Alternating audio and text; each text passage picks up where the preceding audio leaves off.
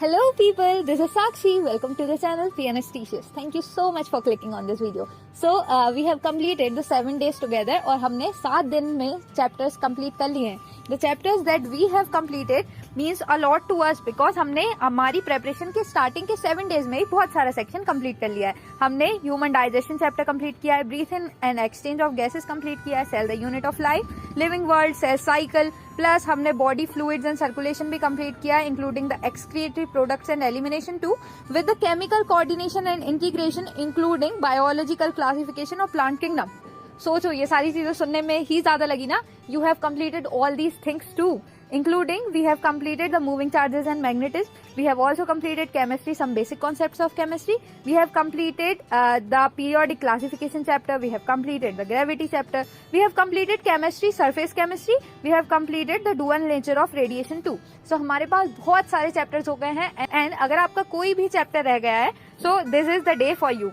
अब जिन लोगों के ये chapters में से थोड़े भी backlogs रह गए हैं तो ये 2 दिन आप उन सारे backlogs की preparation करने वाले हैं. और अगर आप वो पर्सन्स में आते हैं जिनका अभी तक कोई भी बैकलॉग नहीं है और उनने सारी चीजें टाइम पे बहुत जल्दी कंप्लीट कर ली है, so you will B revising all these things. सबसे इंपॉर्टेंट हमारी प्रेपरेशन के लिए रिवीजन होता है बिकॉज विदाउट रिवीजन हमने जो भी चीजें याद की हैं हमें एग्जाम में लगेगा जरूर दैट यस यस यस हमने कहीं पे तो ये चीज पढ़ी है.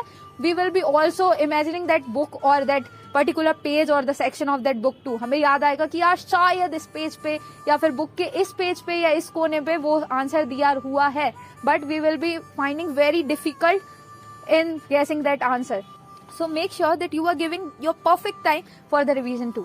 आपको अपनी preparation और अपने पेपर के नोटिफिकेशन आने से पहले ही 2 से 3 बार अपनी एनसीईआरटी को कंप्लीट करना है. So for this we have to work very harder. आप लोग अपने डे की स्टार्टिंग जल्दी कीजिए. आप लोग अपने दिन में जो भी टाइम पढ़ने को दे रहे हैं वो सिर्फ और सिर्फ पढ़ने पे कंसंट्रेटेड होना चाहिए. अगर आप लोग बीच में फोन से डिस्ट्रैक्ट हो जाते हैं सो प्लीज आपको उस टाइम अगर कोई कंफ्यूजन भी आ रही है तो उसको एक साइड कॉपी में नोट डाउन करके रखिए और जब आपका वो पूरा चैप्टर खत्म हो जाए या स्टडी सेशन खत्म हो जाए उसके बाद आप उस चीज को देखिए और जब आप उस चीज को देखेंगे तो उसके बहाने आपको वापस से उतना पूरा पैराग्राफ जो है रिवीजन करने का टाइम भी और मौका भी मिल जाएगा.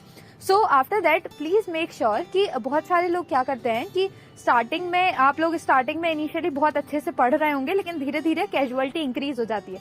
सो आप लोगों को ये सारी चीजें नहीं करनी है. अगर आप एक पर्टिकुलर टाइम पढ़ने को दे रहे हैं तो उसमें सिर्फ और सिर्फ आपको पढ़ाई करनी है और सिर्फ अपनी स्टडीज पे फोकस करना है. That is the most important thing.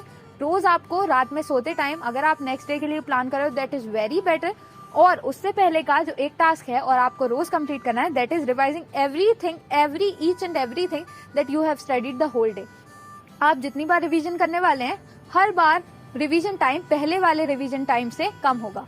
This is the result that we get by practice. So अगर आप प्रैक्टिस कर रहे हैं, अगर आप चीजों को रोज रिवाइज कर रहे हैं, आप ट्राई करके देखिए. मतलब कि अगर आपने वो चीज डे फर्स्ट में पढ़ी, डे सेकंड की प्रिपरेशन स्टार्ट करने से पहले आपने डे फर्स्ट की सारी चीजों को रिवाइज किया. At that time you will be taking at least 1 hour for revising all these physics and chemistry including the biology section. But on the third day when you have to revise the first day as well as the second day, आपको second day के कंपेरिजन में first day के revision में बहुत कम time लगेगा. So that's the result that we will get in the last. सो आपको ये सारी चीजों को रिवाइज करते चलना है. Plus I am damn sure कि अगर आपकी प्रैक्टिस कंटिन्यूअसली रही, अगर आपने दिल लगा के और पूरी मेहनत से अपने पूरे हार्डवर्क से इस एग्जाम को दिया then you will be selected.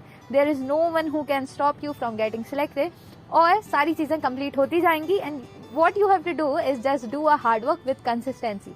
हर चीज को एक बार नहीं करना है, हमको हर चीज को लगातार या कंटिन्यूअसली करना है. Okay, so we will be taking care of all these things in the next 2 days we will be completing and revising all these things. We will be solving question answers of all the chapters. We will be introducing the error copy too.